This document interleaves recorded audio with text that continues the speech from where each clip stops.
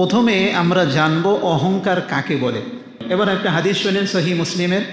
নবীজি সাল্লাল্লাহু আলাইহি ওয়াসাল্লাম একবার বলেন, দেখো তোমাদের অন্তরের মধ্যে যদি যাররা পরিমাণ অহংকার থাকে তোমরা আল্লাহ তাআলার জান্নাতের মধ্যে প্রবেশ করতে পারবে না। একজন ব্যক্তি দাঁড়িয়ে বলল, আল্লাহর নবী, কোনো ব্যক্তি সুন্দর কাপড় পরে এবং সুন্দর জুতা পরে, সুন্দর টুপি পরে, তাহলে তো সে আল্লাহর জান্নাতে প্রবেশ করতে পারবে না, অহংকার করলো। আল্লাহ নবী বলেন যে না, এটা অহংকার নয়। কেন? আল্লাহ হইল সমস্ত সৌন্দর্যের সৃষ্টিকারী, আর আল্লাহ যে পরিষ্কার পরিচ্ছন্ন থাকে আল্লাহ তাকে ভালোবাসেন। সুবহানাল্লাহ বলে। এখন আল্লাহ রসুল বলেন, তাহলে অহংকার কাকে বলে? অহংকার হইল সত্য জানার পরে সেইটা মানে না। সত্য জানার পরে সেটা কি করে না? মানে না, 1 নম্বর। 2 নম্বর হইল যে মানুষকে তুচ্ছ তাচ্ছিল্য করে। তাহলে অহংকারী হওয়ার জন্য কয়টা খারাপ গুণ লাগবে? 2টা। সে জানে এটা সত্য, সত্য জানার পরও সে কি করে না? ঘাড় তেরামি কইরা মানে না, কেন মানব কীর্তন আসলে সত্য। 2 নম্বর হলো মানুষকে সে তুচ্ছ তাচ্ছিল্য করে। মানুষ তার নজরে কোনো মানুষই না, মনে করে যে এরা কোনো মানুষ হইল, আমি হইল মানুষ আর অন্য কেউ মানুষ নয়। তাহলে অহংকারের জন্য কয়টা খারাপ গুণ? 1 নম্বর, হক জানার পরও কি করে না?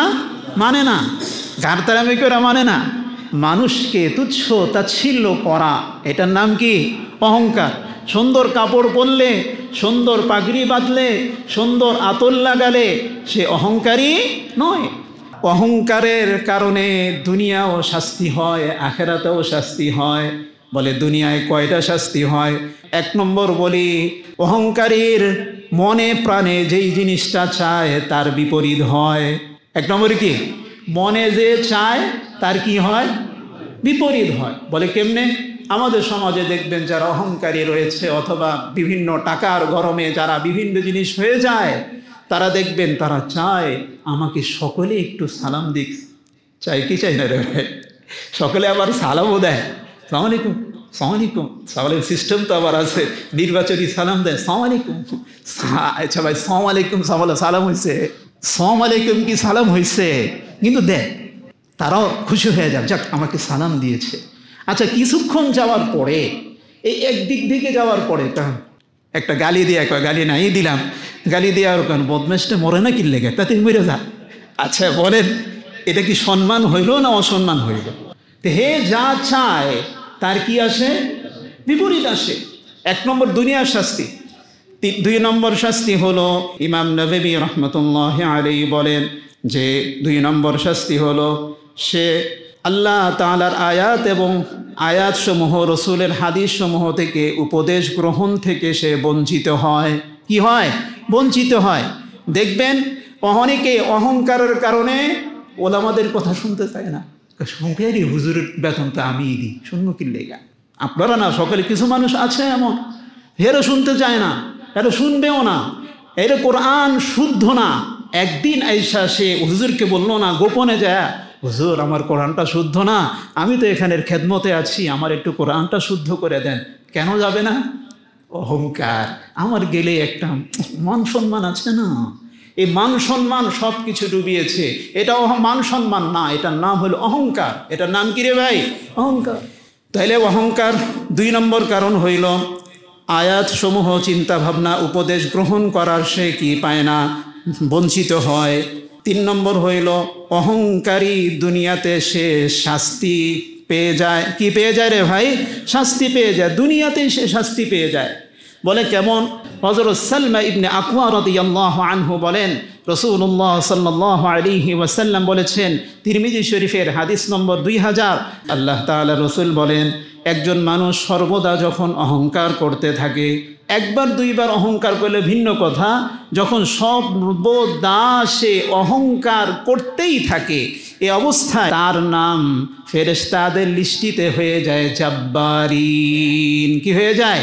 জাব্বারিন। অর্থাৎ কিছুদিন পরেই এই অহংকারীকে আল্লাহ তাআলার আযাব গ্রাস করে ফেলে। কি করে ফেলে? আল্লাহর আযাবকে গ্রাস করে ফেলে। 4 নম্বর হইল অহংকারীকে যেই নিয়ামত আল্লাহ পাক দিয়েছেন, অহংকারের কারণে সেই নিয়ামত আল্লাহ ছিনিয়ে নেন। সে নিয়ামত আল্লাহ কি করেন? ছিনিয়ে নেন। যেমন হাদিস শুনেন, একজন ব্যক্তি সে আল্লাহ রসুলের সাথে খানা খাচ্ছে বাম হাতে। কোন হাতে? আমাদের দেশে বাম হাতে খানা খায় কি খায় না? খায়, অনেক মানুষ খায়। বাম হাতে চা খায়, বাম হাতে বিড়ি খায়, কত কিছু যে খায়। তো এখন আল্লাহ তাআলা রসুলের সামনে বসে একজন ব্যক্তি কি বাম হাতে খানা খাচ্ছে। আল্লাহ রসুল বলেন, আমার সাহাবী অথবা ওই ব্যক্তিকে বললেন ডান হাতে খাও। উনি বললেন পারি না, সক্ষম না, আমি ডান হাত দিয়ে খাইতে পারি না, মানে ডান হাত অবশ বা অন্য কিছু।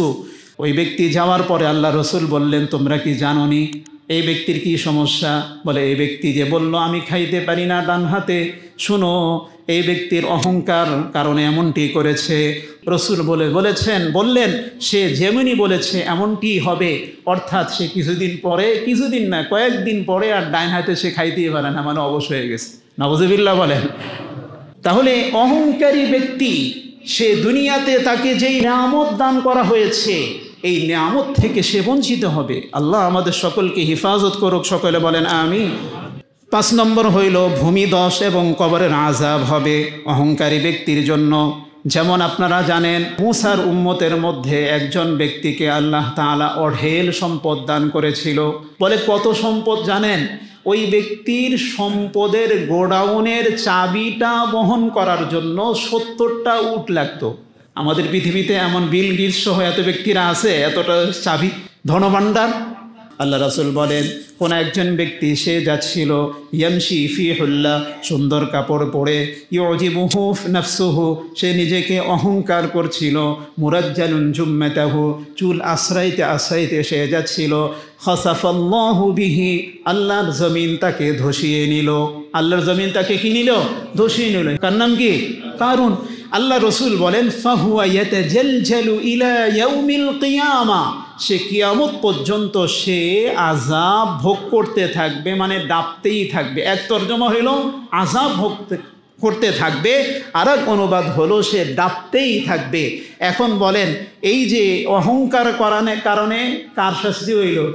কারুনের। এটা শুধু কারুনের জন্য খাস নয়, পৃথিবীতে যারাই অহংকারী করবে ভূমিধস এবং কবরের আযাব তাদের জন্য হবে। আল্লাহ আমাদেরকে হেফাজত করুক। এটা কিসের জন্য?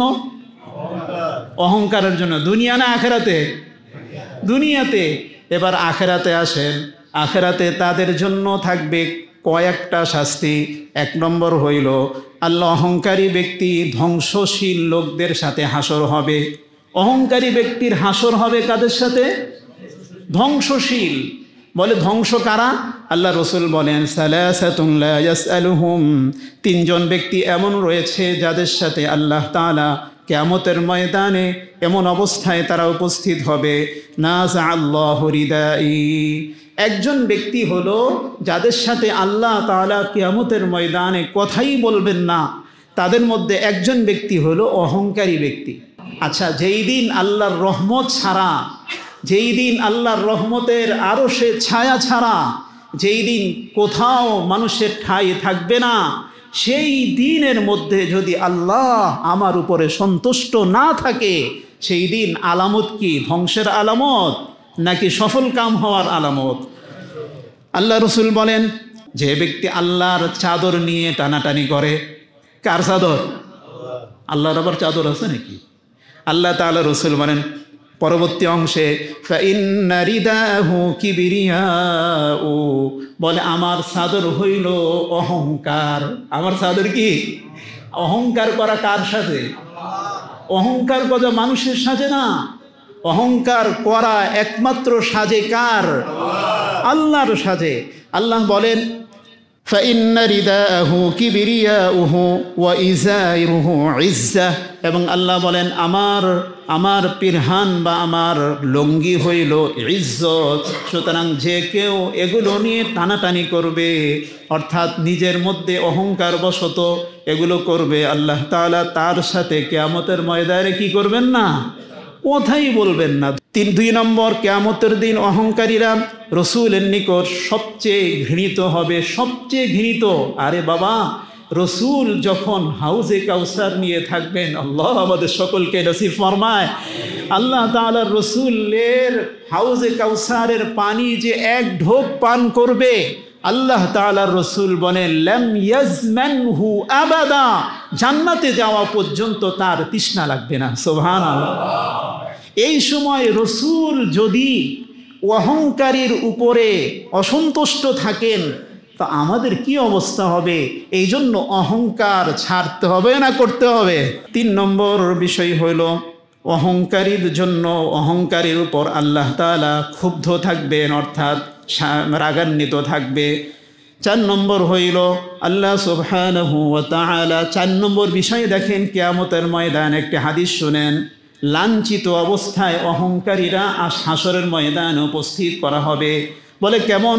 হযরত আমর ইবনে শুআইব তার পিতা এবং দাদা সূত্রে হাদিসখানা বয়ান করেন, আল্লাহ তাআলা রসুল বলেন কিয়ামতের ময়দানে যারা অহংকারী তাদেরকে উপস্থিত করা হবে ছোট ছোট পিঁপড়ার মতো। কিসের মতো? মানুষ কিন্তু পিঁপড়ার মতো আকৃতি, ছোট্ট আকৃতি, এদের অবস্থা উপস্থিত করা হবে। তাদেরকে টেনে হিচড়ে জাহান্নামের মধ্যে নেওয়া হবে। জাহান্নামের যে 7টা স্তর, এই 7টা স্তরের মধ্যে একটা স্তরের অনেকগুলো নাম আছে, এই স্তরের বিভিন্ন বিভিন্ন পার্ট আছে। একটা পার্টের নাম হলো বুলাস। একটা পার্টের নাম কি ভাই? বুলাস, একটা অংশের নাম। বলে এদেরকে ওই বুলাস নামক ভিতরে ঢুকিয়ে দেওয়া হবে। বলে বুলাস এমন একটা অংশের নাম জাহান্নামের, যেই অংশ থেকে জাহান্নামের অন্যান্য অংশগুলো পানা যায়। আল্লাহ ওই অংশের বিষয়গুলো আমাদের সামনে যেন না আসে। বলে বুলাসের মধ্যে কি থাকে?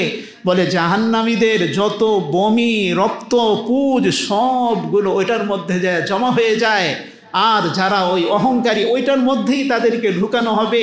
আর ঢুকানোর পরে তাদেরকে ওই পিঠ, মূত্র সবগুলো যখন পান করানো বলবে পান কর, বলে যে পান করব না, কিন্তু জোর করে ফেরেশতারা তাদেরকে পান করাবে। মেরে দোস্ত, এই অহংকারীদের জাহান্নামের সবচেয়ে নিকৃষ্ট জায়গার মধ্যে একটা বুলাস নামক ভিতরে তাকে ঢুকিয়ে দেওয়া হবে। 5 নম্বর হইল অহংকারী, অহংকার থাকলে সে জান্নাতে প্রবেশ করবে না, জান্নাতে প্রবেশ করবে না। যেমন হাদিস শুনেন, লা ইয়াদখুলুল জান্নাহ মান কানা ফি কলবিহি মিসকালু যাররাতিন মিন কিবরিন। আল্লাহর রাসূল বলেন, যে ব্যক্তি অন্তরের মধ্যে শস্যা দানা পরিমাণ অথবা জাররা পরিমাণ অহংকার থাকবে, সে কোথায় প্রবেশ করবে না? জান্নাতে যখন প্রবেশ না করবে তাহলে কোথায় যাবে? এই বিষয়টা সাফ কথা। এই জন্য ভাইরে, কিসের একটা অহংকার? অহংকার কিসের করবেন? নিয়ামত যদি সৌন্দর্য হয়, এটা তো আল্লাহর দান।